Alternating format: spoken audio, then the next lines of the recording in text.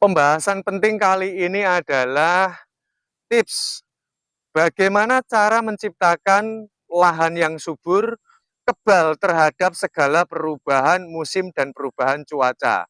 Sehingga ketika menapaki di musim kemarau, media tanam kita ini tidak mudah mengalami tingkat kekeringan sehingga kita tidak repot dengan bolak-balik nyiramin. Nah, di samping itu juga media tanam kita ini dapat menghindarkan ataupun dapat mengendalikan hama penyerang sehingga nanti tanaman yang ditumbuhkan akan memiliki perlindungan dirinya supaya nanti hama-hama ini tidak begitu tertarik untuk mendekati dan menyerangnya. Nah, kalau dengan tanah normal, sayur mayur, otomatis nanti media tanamnya akan mudah kering kalau kita tidak memproses dengan bahan-bahan yang dibutuhkan. Langsung saja kita dapat mencampurkan dengan pemberian pupuk organik, yaitu kita dapat menaburkan abu dari bakaran sampah organik. Nah, teman-teman silahkan diriset sendiri, praktekan. Kalau tanah normal disiram, pasti turunnya meresapnya akan lebih cepat. Tapi kalau kita taburkan dengan abu, turunnya pasti akan secara perlahan. Dikarenakan kenapa? Rongga pori-pori yang terdapat pada tanah ini nanti akan banyak difilter oleh keberadaan abu dari bakaran sampah organik tersebut. Nah, dengan proses itu, karena meresapnya lama, otomatis ketika panas terik terlalu berlebih, sehingga nanti proses penguapan pun akan secara perlahan, membuat media tanam kita tidak mudah mengalami tingkat kekeringan. Nah, teman-teman juga kalau menanam jenis sayur-sayuran perlu difahami, lihat daunnya ya.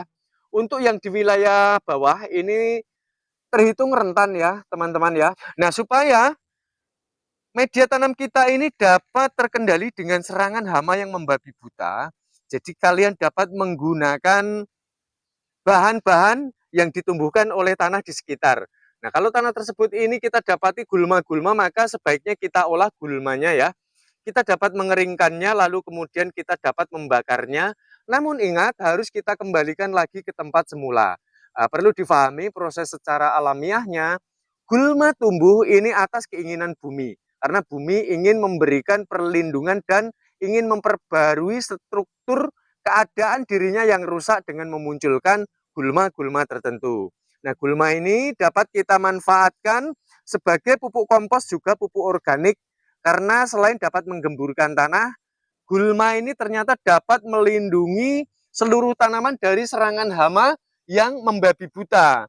Dikarenakan terdapat zat-zat yang penting ketika nanti sudah dijadikan pupuk kompos ya, kita jadikan di media tanam, kemudian kita tanami, diserap oleh akar, maka kandungan ataupun zat penting tersebut ini akan dapat melindungi dari seluruh tanaman kita.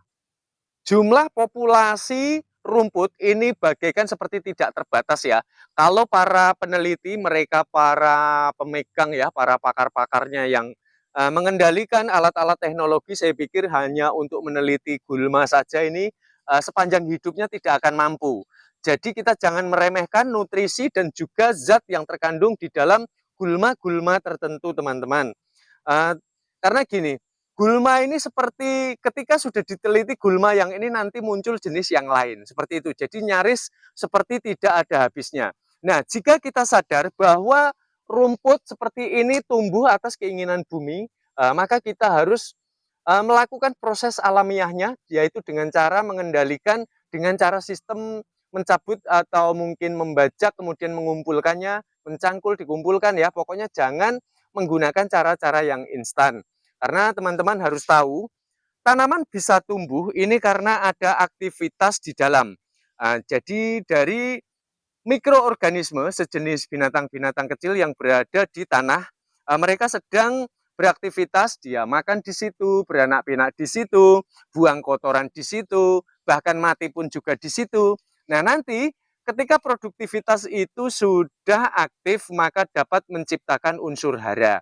Jadi unsur hara yang paling penting ini banyak tercipta dari kotoran hewan-hewan yang ada di dalam tanah.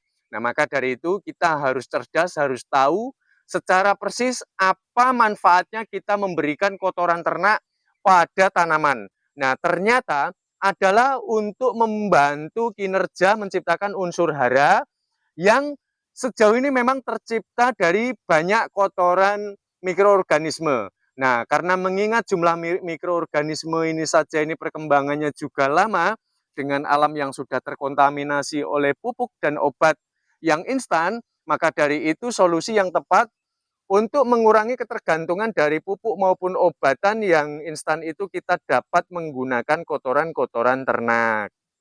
Jadi saya ulang sekali lagi, tanpa keberadaan hewan-hewan yang berada di dalam tanah, maka sehelai gulma, sehelai rumput pun tidak akan mampu untuk tumbuh. Dikarenakan unsur hara yang tercipta ini atas aktivitas yang dilakukan oleh hewan-hewan yang berada di dalamnya.